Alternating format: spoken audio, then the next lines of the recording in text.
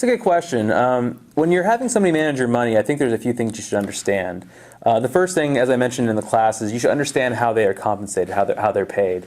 A lot of times people are completely surprised when they find out that, or they think there's a certain fee or fees that they're paying, but in reality they're paying multiple times of that. Typically, as I covered in the class, there's three ways you can compensate somebody. First is on based upon asset size. There's a flat percentage of those dollars that that's charged. So typically between 1% and maybe 2%. So if you have $100,000 with this professional, they're going to charge you, let's say, 2%. You're going to pay $2,000 a year. You should understand if there's any other additional ways to get compensated just for your own benefit. A second way is commission only. This is a standard, very traditional stockbroker method.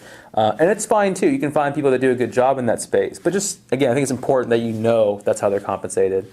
And the third way is maybe some sort of flat fee or some sort of hourly charge. Again, just knowing that that's how you're paying them, that's something good. It's also important to know things like any sort of conflicts of interest or biases that this person may have. A good bias to know is if they have proprietary products, if they have proprietary mutual funds or investments or proprietary insurance products. It's not to say these are good or bad. There are plenty of companies that have their own products and they have good ones, but you may want to know that in case that's the only thing the person's suggesting for you. As far as shopping around, I think also it's important to interview multiple people, understand how they operate, where they work. Are they at a bank? Are they at a large firm like a Merrill Lynch or something? Are they an independent? Just understanding that. And then lastly, I think it's important to understand expectations of how they're going to service that individual. Is it just a one-time consultation and they give you all the answers up front or in some sort of process?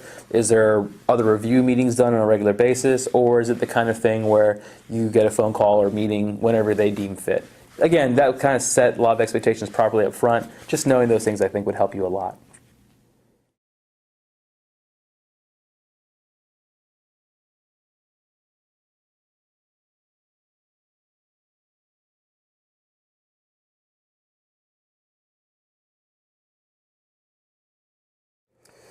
Well, it's kind of tough to answer that specifically for you, but what's happening in the market is we're seeing a lot of investment companies kind of crawl out of the woodwork. You're seeing a lot of new companies come out, offer new products, either through professionals or just open to the retail public, meaning you can just go directly to them and invest them directly.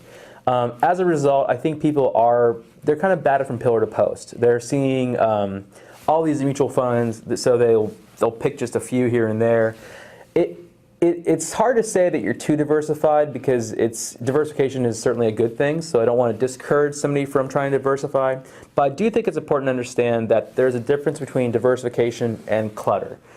Just having investments in different companies doesn't necessarily give you diversification. If you bought, let's say, a couple of mutual funds at Fidelity, and you have some mutual funds in your 401k, and then you bought some through a neighbor or through a friend or through an aunt or something, if they're all the same mutual fund, you're really not diversified in that sense. If they're all specifically investing in, let's say, large U.S. technology companies, you could have 7 different funds, but again, you're not really diversified as much as you should be. You might need to introduce things like bonds in your portfolio or international investments, smaller companies, large consumer staples, things that we see as household names.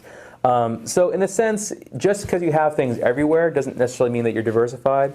I think it's important to get a grasp of everything and probably consolidate whenever you possibly can. That's going to give you the answer if you're diversified or not. But as far as being over-diversified, I think that's more rare than people think. But again, as long as it's not cluttered.